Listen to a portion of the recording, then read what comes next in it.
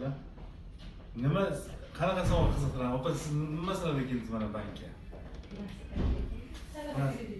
Ta'lim kreditiga kim o'qiydi? Qizim. Qizlar o'qiydimi? Nechinchi kurslar? 3. 3-chi kurs. Hozir 2,5 yillik olyapsizmi? Ha, 2% to'laganmiz, 73% qolgan. Dekabrga to'lash kerak edi. Ha. Shunga. Nima bilan talaba kredit to'laganmiz? Yo'q, olmaganmiz. Ha, o'zingiz naqd to'lagansiz, qolgan qismiga talaba kredit. Shartlarni tanishdingizmi? Qizim jo'natib olmayapman hozir. Ha. Yo'q. Ayollarga foizsizligidan, qizlarga foizsizligidan. O'sha foizsiz. Ijaraga albatta foizli, imtiyoz yo'q.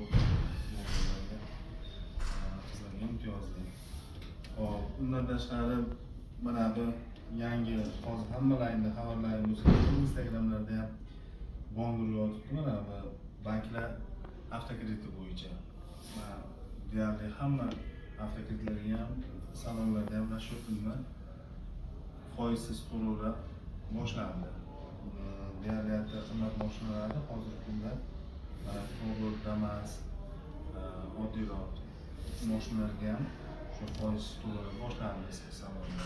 Buning natijasida banklarda ham o'sha foizlar biz berilgan avtokreditlarga ham keskin tushib boryapti. Misol 8% gacha tushib bordi.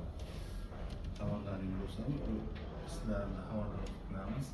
Muborak ko'chaga chiqsalaringlar.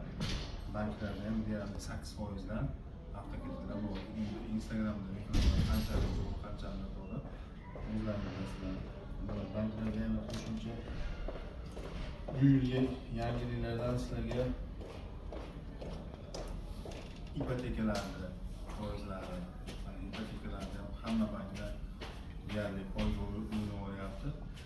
Ipotekalar 12, 18, 16, даже 14 foizli ipotekalar Markaziy bank to'lov stavkasidan pastroq bo'lgan ipotekalar ham qabul qilyapti. Buni